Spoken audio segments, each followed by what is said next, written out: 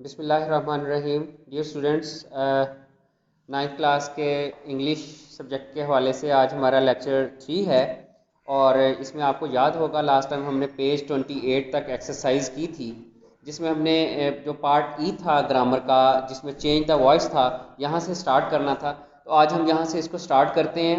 आप देखें active and passive voice आपने टेंसेस, जब आपको टेंसेस के लेक्चर्स होते हैं उनमें भी करवाए जा रहे हैं, तो यहाँ पर भी उसकी एक्सरसाइज को शामिल किया गया है। तो यहाँ जो ई पार्ट है उसमें उसने एक एग्जांपल दी है। पहले अली ईट्स एन एप्पल, तो ये प्रेजेंट इंडेफिनिट टेंस का सेंटेंस है, इसका हमने पैसिव वॉइस बनाना है। और आपको डेफिनेटली इनके रूल्स पहले करवाए गए हैं। मैं चाहूँगा कि जब हम टेंस रिवाइज करेंगे तो उसमें मैं आपको रिवाइज दोबारा डिटेल में करवाऊँगा। अभी थोड़ा सा ऑरल आपको थोड़ा सा इसका कंसेप्ट आपको दे देता हूँ कि इसमें सब्जेक्ट जो है वो ऑब्जेक्ट में कन्वर्ट करते हैं, ऑब्जेक्ट को सब्जेक्ट बना देते हैं हम पैसिव वॉइस बनाते हुए। और थर्ड फॉर्म ऑफ वर्ब इस्तेमाल होती है। और इसमें जो हेल्पिंग वर्ब होते हैं पैसिव वॉइस में, वो आपको याद होगा इज़, एम और आर होते हैं। सिंगुलर ही शीट के साथ इज़, आई के साथ एम, और बाकी प्लूरल जितने भी होते हैं नाउन प्रोनाउंस उनके साथ हम आर इस्तेमाल करते हैं। तो यहाँ पर आप देखें अली ईट्स एन एप्पल, तो एन एप्पल को जब हमने ऑब्जेक्ट से सब्जेक्ट बनाया तो एन एप्पल के साथ helping verb is, eaten third form, और अली लगाने से पहले हमने बाय यूज़ किया। Ali, an apple is eaten by Ali. इसके बाद एक्सरसाइज में media helps the people to share knowledge. The people are helped to share knowledge by media. ऐसे भी हो सकता है the people are helped by media to share knowledge, इस तरह भी बन सकता है ये सेंटेंस। नेक्स्ट है there feelings and opinions are expressed through it. They express their feelings and opinions through it. ये उसका पैसिव वॉइस था तो हमने एक्टिव में उसको तब्दील किया है। नेक्स्ट आपका है media attracts the attention of a very large audience. The attention of a very large audience is attracted by media. Next है after entering the house we switch on the television. As we enter the house the television is switched on by us. Next है it not only informs us but also entertain us. We are not only informed but also entertained by it. उसके बाद next आपका है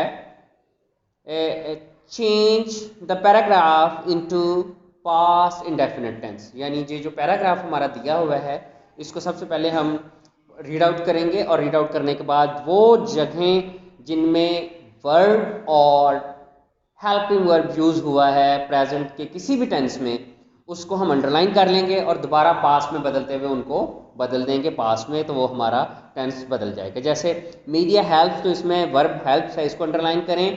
people to share knowledge of the world, their feelings and opinions are को underline करें, express through it. Media attracts, attracts को underline करें।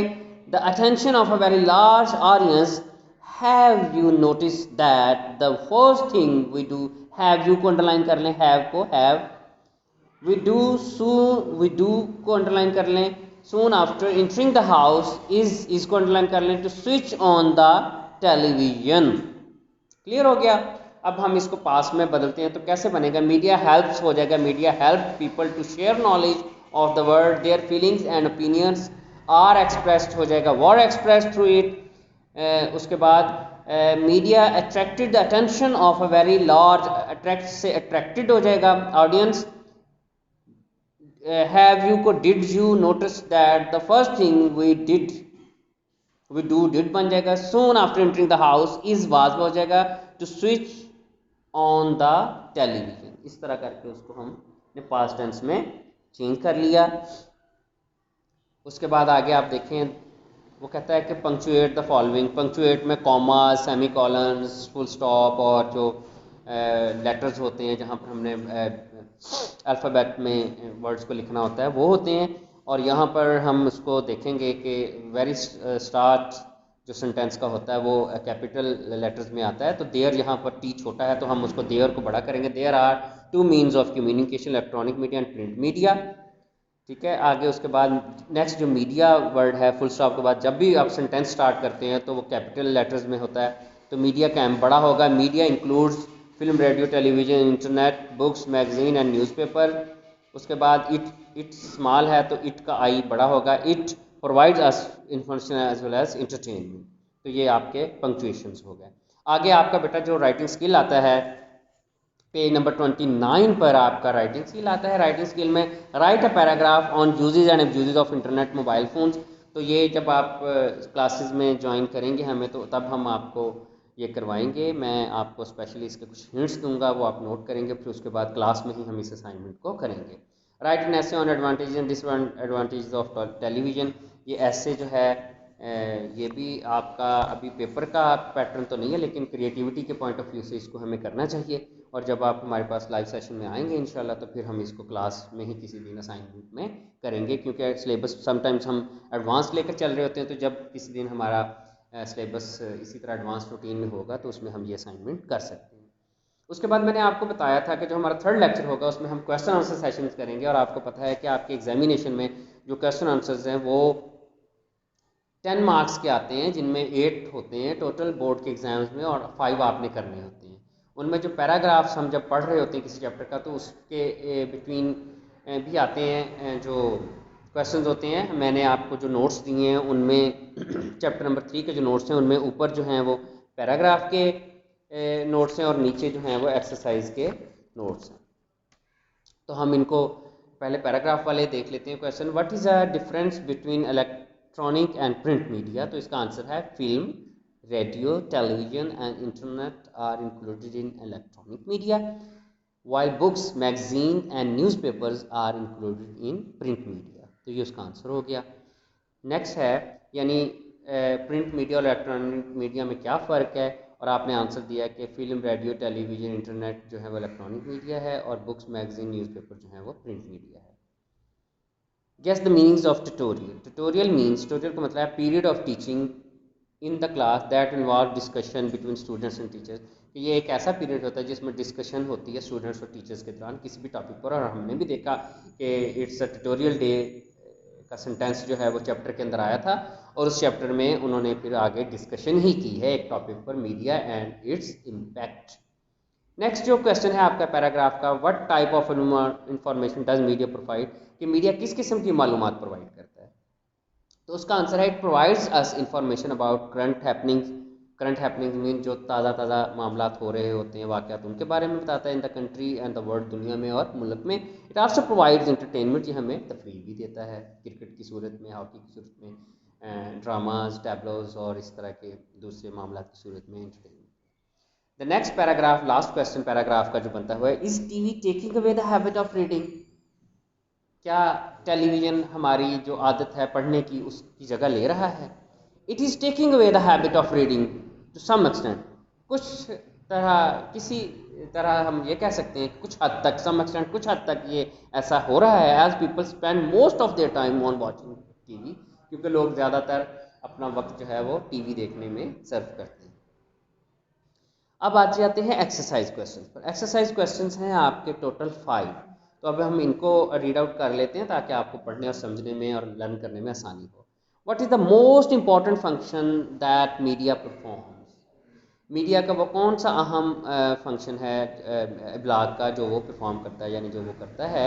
It raises awareness about many social issues. ये हमारी बेदारी को बढ़ाता है, हमें आगाही देता है बहुत से सोशल इश्यूज़ की, समाजी मामलात की, जैसे करप्शन है, टेररिज्म है, इनके सब मायने मैंने आपको ट्रांसलेशन में बताए, इसलिए मैं इसको जल्दी रीड आउट करूँगा। ड्रग एडिक्शन है and violation of human rights है। It has also become the mouthpiece of down children. और ये जो माशरे का गरीब तबका है, मजबूर तबका है, उसका ये माउथ पीस भी बन चुका है, यानी स्पोक्स पर्सन इसको कहते हैं। ठीक है। नेक्स्ट क्वेश्चन नंबर 2 है, what are 2 major means of communication? कौन से इब्लाग के 2 ज़राए हैं? तो electronic media and print media are 2 major means of communication. यहाँ तक भी इसका आंसर ठीक है। और अगर आप इसमें it include film, radio, television, internet, newspaper and magazine ये शामिल करते हैं तो ये भी ठीक है। How does media provide entertainment? Media हमें एंटरटेनमेंट यानी तफरीह कैसे प्रोवाइड करता है? तो देखें आप कैसे प्रोवाइड करता है। इलेक्ट्रॉनिक मीडिया में इंक्लूड्स, इलेक्ट्रॉनिक मीडिया में क्या क्या चीज़ें शामिल है, फिल्म है, रेडियो है, टेलीविज़न और इंटरनेट है। TV is a fine medium of entertainment, और टीवी जो है एक बहुत अच्छा जरिया है तफरीह का। We enjoy different kind of programmes enjoy करते हैं हम इस पर on it, such as music, sports, खेल, ड्रामाज, मैचेस एंड मूवीज़। ये सारी चीज़ें हम टीवी पर देखते हैं तो डेफिनेटली फिर इंटरटेनमेंट हुई ना। On radio we listen music and news, और रेडियो पर हम म्यूज़िक और न्यूज़ खबरें भी सुनते हैं। जैसे एफएम रेडियो चलता है हमारे मोबाइल्स में भी, और अब हैंड फ्री लगा कर सुन सकते हैं, कहीं पर भी हो हम सुन सकते हैं। मोबाइल तो कैरी करना ही है, साथ आपने रेडियो भी कैरी किया हुआ है, और अगर आप नेट ऑन कर लें तो डेफिनेटली आप जो है वो नेट के ज़रिए फिर उस पर वीडियोस भी देख सकते हैं, और बाकी इंटरटेनमेंट की चीज़ें भी और न्यूज़ भी देख सकते हैं आप किसी भी चैनल को लिंक करें। क्वेश्चन नंबर 4 है, what happens when media is allowed to play its role unchecked. क्या होता है जब एक मीडिया यानी ब्लॉग को हम बगैर जांच पड़ताल के अपना काम करने दें, तो फिर क्या होता है। ज़ाहिर है किसी भी चीज़ पर चेक एंड बैलेंस नहीं होगा तो डेफिनेटली उसके पॉजिटिव और नेगेटिव दोनों एस्पेक्ट्स तेज़ी से आगे आएंगे। जैसे हम आप बच्चों को कहते हैं कि आप जब बाहर निकलते हैं तो आपकी सोसाइटी और आपके जो फ्रेंड्स हैं उन पर पेरेंट्स की, हमारी टीचर्स की नज़र होनी चाहिए। तो इसी तरह एक अच्छा माशरा तामीर होता है ना। बच्चे तो क्योंकि ना समझ होते हैं और वो किसी भी माशरती बुराई में, सोशल जो इवल्स होती हैं उनको अडॉप्ट कर सकते हैं। तो अगर उन पर चेक एंड बैलेंस स्ट्रॉन्ग हो तो फिर वो एज के उस एज से निकल जाते हैं जहाँ पर ये सारी चीज़ें जो है वो उनको फेस करनी पड़ती हैं, और जब वो मेच्योर हो जाते हैं तो फिर ज़ाहिर है उनको अपने अच्छे बुरे का पता होता है। तो what happens when media is allowed to play its role unchecked. तो मीडिया के साथ भी ऐसा ही हो सकता है। अगर मीडिया को हम आज़ाद छोड़ दें तो हो सकता है मीडिया में जो ब्लैक शीप्स होती हैं, काली भेड़ें एंकर्स की सूरत में और अनाउंसर्स की सूरत में, वो लोगों में कुछ गलत प्रोपोगंडास करना शुरू कर दें, और मीडिया जो है वो एक पावरफुल वेपन के तौर पर इस्तेमाल हो सकता है सोसाइटी को बेहतर करने में भी और बिगाड़ने में भी। हम इसका आंसर भी पढ़ लेते हैं। If media is allowed to play its role uncheck, अगर मीडिया को अपना किरदार बगैर जांच पड़ताल के अदा करने दिया जाए, it may spread false news against the government, तो ये गवर्नमेंट के मतलब गलत खबरें फैला सकता है जिसमें लोगों में नफरत पैदा हो सकती है, बेचैनी पैदा होगी, माशरे में बिगाड़ पैदा होगा, फसाद शुरू हो जाएंगे। तो ये चीज़ नहीं होनी चाहिए, which is very harmful for a stable government, जो किसी भी स्टेबल गवर्नमेंट के मतलब मजबूत जो गवर्नमेंट सिस्टम होता है उसके लिए नुकसानदेह है। It may overthrow a government through its false propaganda, अपने गलत प्रोपोगंडा, गलत मनसूबाबंदी की वजह से, गलत हकायक बताने की वजह से वो गवर्नमेंट को ओवरथ्रो कर सकते हैं, यानी गवर्नमेंट का तख्ता भी उल्टा जा सकता है। ज़ाहिर है जब लोगों में गलत खबरें फैलेंगी, लोग उसके खिलाफ प्रोटेस्ट करेंगे। जब प्रोटेस्ट इलाके सतह से, अवामी सतह पर और मुल्की सतह पर होगा तो डेफिनेटली गवर्नमेंट्स जो हैं वो ख़त्म हो जाएंगी, और इस तरह फिर डिस्टर्बेंस मुल्क में क्रिएट हो जाएगी। अगर हम इस सिनेरियो को इराक पर या लीबिया पर अडॉप्ट करके देखें तो ये सब देख लें आप, कहाँ तक उनको क्या कुछ साबित किया था जी कि इराक के पास वेपन ऑफ मैस डिस्ट्रक्शन है, जरासीमी हथियार हैं, ये दुनिया के लिए ख़तरा है। तो निकला तो वहाँ कुछ भी नहीं जब इन्होंने हमला किया। तो इस तरह उन्होंने एक ज़बरदस्त मुल्क जो था लीबिया, इराक, उनको तबाह कर दिया, उनके लीडर्स को इन्होंने मार दिया वेस्टर्न मीडिया ने। तो ये सबसे पहला इनका जो कंट्रोल होता है वो मीडिया पर ही होता है। मीडिया के थ्रू ये लोगों को जो है वो फॉल्स प्रोपोगंडा करते हैं। नेक्स्ट क्वेश्चन 5 है, give 3 reasons in support of your favourite TV programme. तो ये कुछ भी आप लिख सकते हैं, मैंने आप लोगों को सपोर्ट के लिए यहाँ पर आंसर में लिख दिया है जो आंसर है। आप कुछ भी लिख सकते हैं, अगर आप कोई और पसंद करते हैं तो आप इस जगह पर चेंज करके लिख सकते हैं, खुद से आंसर बना सकते हैं। मैंने जो क्वेश्चन लिखा है वो मैं आपको रीड आउट करके बता देता हूँ। The National Geographic is a well known documentary programme. कहता है कि जो नेशनल जियोग्राफिक है वो बहुत मशहूर प्रोग्राम है, documentary programme of wildlife of nature, जो फितरत की जो जंगली हयात है उसके मतलब। I like this programme very much, मैं इसे बहुत पसंद करता हूँ, because it focuses mainly on the ever changing world, क्योंकि ये हर वक्त बदलती हुई दुनिया पर फोकस करता है, यानी मेन इसकी जो त्वचा होती है वो उस पर होती है, on wild life and on nature. Wild life में जंगली हयात और फितरत के मतलब। I can travel, explore and discover the 4 corners of the world. तो आई कैन ट्रैवल, मैं घर में बैठ के टीवी पर ये चीज़ें देखकर सफ़र भी कर लेता हूँ, एक्सप्लोर भी कर लेता हूँ, डिस्कवर भी कर लेता हूँ, दरियाफ्त कर लेना, अखज़ कर लेना the four corners of the world, दुनिया के हर कोने को, यानी मुझे हर कोने से मालूमात मिल जाती हैं। आप देखें ना नेशनल ज्योग्राफी पर, अगर आप देखते हो तो आपको वाइल्ड लाइफ के मतलब, जानवरों के मतलब, छोटे छोटे जानवर, बड़े, इनके मतलब जितनी भी डिस्कवरी चैनल पर जितनी भी डिस्कवरीज दुनिया में हो रही हैं या पुरानी डिस्कवरीज हुई हैं, इन सब के मतलब आपको चीज़ें मिल जाती हैं। जी, तो इस तरह बेटा ये जो आपकी एक्सरसाइज थी, इससे रिलेटेड जो क्वेश्चन आंसर्स थे, जो आपके पैराग्राफ के क्वेश्चन आंसर्स थे, वो मैंने आपको रीड आउट करवाए हैं। और आप लोगों को भी मैं लेक्चर जब ख़त्म होगा तो डायरी भी असाइन करूँगा। अब ओवरऑल हम एक दफ़ा फिर इस चैप्टर को रिव्यू कर लेते हैं। इस चैप्टर का जो नाम था वो था मीडिया एंड इट्स इम्पैक्ट। हमने इसके वर्ड्स मीनिंग किए, और जो मुश्किल वर्ड्स मीनिंग्स हैं वो डेफिनेटली आपको जब टेस्ट हो तो उससे पहले सारे लर्न होने चाहिए, जो मैंने आपको ट्रांसलेट करके बताए। फिर हमने उसका बामुहावरा तर्जमा किया है, वो आपको आना चाहिए। उसके बाद एक्सरसाइजेज में जो कुछ पार्ट्स ऑफ स्पीच से रिलेटेड चीज़ें थी वो हमने की हैं, वोकैबुलरी से रिलेटेड जो चीज़ें थी वो की हैं। और एक्टिव पैसिव जो छोटी सी एक एक्सरसाइज थी 5 सेंटेंसेस की, वो हमने की है। ज़ाहिर है मज़ीद चीज़ें हम अपनी ग्रामर पोर्शन में करते रहेंगे, तो आप लोगों ने ये सारी चीज़ें जो हैं वो अब लर्न करनी हैं, क्योंकि जब आप हमारे पास लाइव सेशन में आएंगे तो उसमें फिर हम जो है आपके टेस्ट कंडक्ट करवाएंगे। और हर वीक में प्लानिंग में है कि आपका टेस्ट भी हुआ करेगा, जो पढ़ाया जाएगा उसका in the end of weekend test भी हुआ करेगा। जो आपके राइटिंग स्किल्स के जो टॉपिक्स हैं उनमें मैंने आपको बताया था कि write a paragraph on usages and abuse of internet and mobile phones.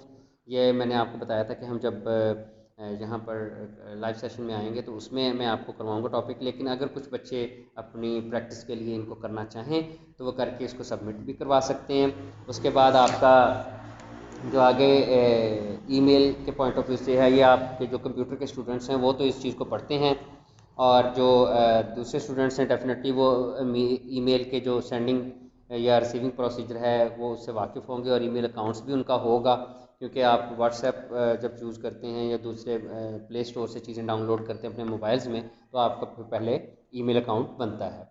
उसके बाद आपका नेक्स्ट जो पेज 31 पर है वो ओरल कम्युनिकेशन स्किल आ जाता है, जिसमें इंटरव्यू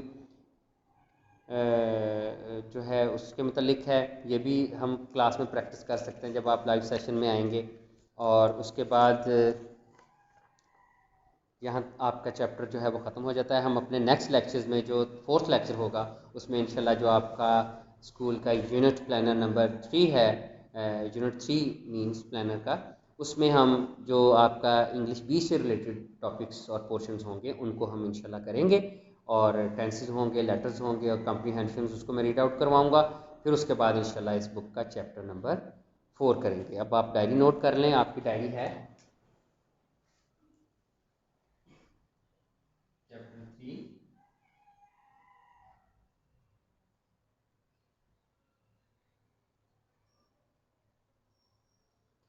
ये चैप्टर 3 के जो क्वेश्चन आंसर्स हैं ये आपने लर्न करने हैं और उनकी रफ प्रैक्टिस करनी है।